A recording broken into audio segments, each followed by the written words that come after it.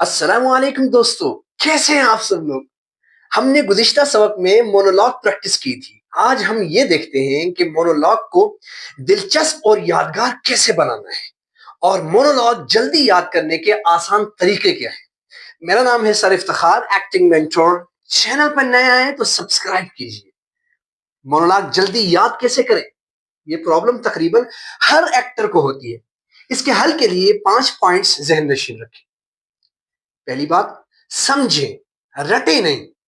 یعنی اداکار وہ نہیں جو اسکرپٹ کو رٹا مار کر یاد کرے، بلکہ ایکٹر وہ ہے جو محسوس کرے اور جو اسکرپٹ کو سمجھ جائے۔ جب آپ جملوں کا مطلب سمجھ لیتے ہیں تو وہ خود بخود یاد ہو جاتے ہیں۔ دوسرا، مونولوگ کو حصوں میں تقسیم کریں۔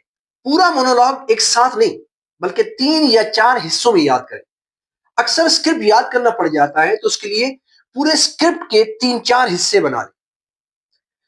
تیسری بات، اونچی آواز میں بول کر ریہرسل کریں، کیونکہ جب آپ اونچا بولتے ہیں تو آپ کا دماغ، نیورونز ایکٹیو ہو جاتے ہیں اور آپ کی جسمانی حرکات بھی شامل ہو جاتی ہیں، تو سن کر یاد کرنا زیادہ مؤثر رہتا ہے۔ چوتھی بات، چہرے کے تاثرات شامل کریں۔ جب جسم اور احساسات ساتھ مل جائیں تو یاد پکا ہو جاتا ہے۔ اور ایک میٹنگ میں بڑے مونولوگ یاد نہیں ہوتے، بلکہ 2 سے 3 سیٹنگ میں یاد کریں تو زیادہ افیکٹو رہتا ہے۔ مطلب پہلے تھوڑا کچا پکا یاد کر لیا، اور پھر کوئی اور کام کر لیا، پھر 2-3 گھنٹے بعد پھر اسکرپٹ دیکھ لیا تھوڑا سا، اور اب کے شیشے کے سامنے بول لیں، پھر کچھ دیر بعد آخری ٹچنگ گھر والوں کے سامنے کر لیں، کوئی دوست احباب کے ساتھ کوئی گاڑی میں جا رہے ہیں تو وہاں اس کو سنا دیا۔ اس طرح آپ پکا یاد کر لیں۔ اور 5ویں بات ہے، ریکارڈ کریں اور سنیں۔ اپنی آواز خود سننا بہترین تربیت ہے، جس سے ساری غلطیوں کا خود ہی پتہ چل جاتا ہے۔ اور یہ بھی شروع میں 10-20 اسکرپٹ یاد کرنے میں مشکل ہوگی، بعد میں جب عادت ہو جاتی ہے تو پھر مونولوگ یاد کرنا that is not an full task. لیکن شروع میں یہ میدان نیا ہے تو انسان تھوڑا انکمفرٹیبل فیل کرتا ہے، but when you are habitual to memorize monologue it will be quite easy and always fun for you۔ اب مونولوگ صرف لمبا ڈائلاگ نہیں ہوتا، بلکہ ایک مکمل جذباتی سفر ہے۔ اس میں آغاز، درمیان اور اختتام کا بہاؤ ہونا چاہیے۔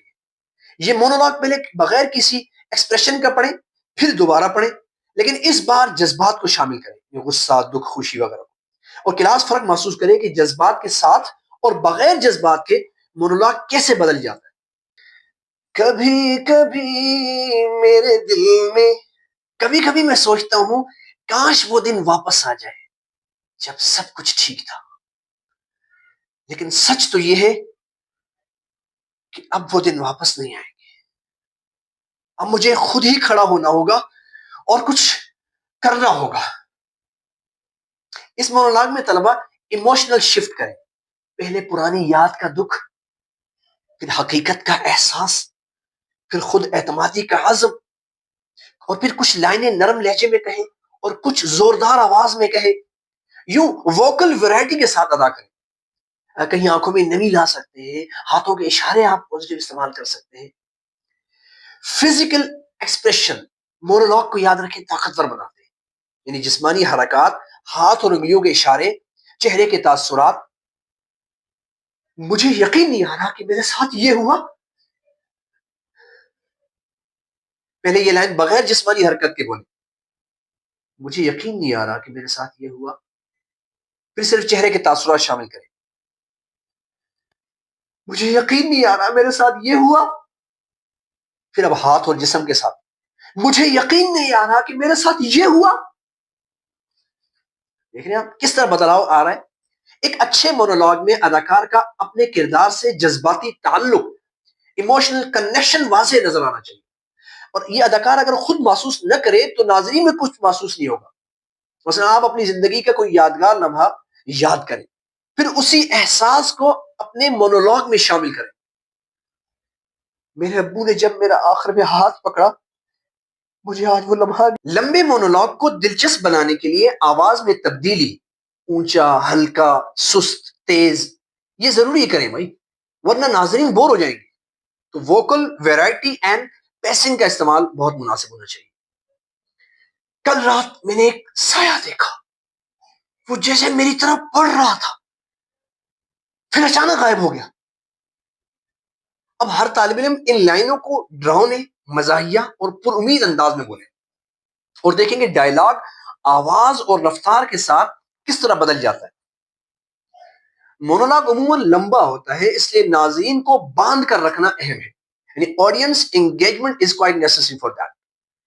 تو نگاہوں کے استعمال اور حیرت پیدا کرنے والے جملوں سے یہ بات ممکن ہے. مونولاگ کے دوران کم از کم 3 بار رک کر خاموشی اختیار کریں، پازز لیں اور ناظرین کی آنکھوں میں دیکھیں. یہ خاموشی ایک ڈرامائی اثر پیدا کرے گی اور سامعین کی توجہ جمی رہے گی. خلاصہ یہ ہوا کہ مونولاگ کو سمجھیں، آڈینس سے جذباتی تعلق بنائیں اور آواز اینڈ سپیڈ سے کھیلیں. جسمانی اظہار کو شامل کریں، ناظرین کو انگیج رکھنے کے لیے پازز کا استعمال کریں اور آنکھوں میں دیکھ کر بات کریں اور تھوڑی دیر کے لیے خاموشی اختیار کریں. اور آخر میں اس ویڈیو کو لائک، شیئر اور سبسکرائب ضرور کریں. بہت بہت شکریہ ہماری ویڈیو دیکھنے کا. Thanks for watching.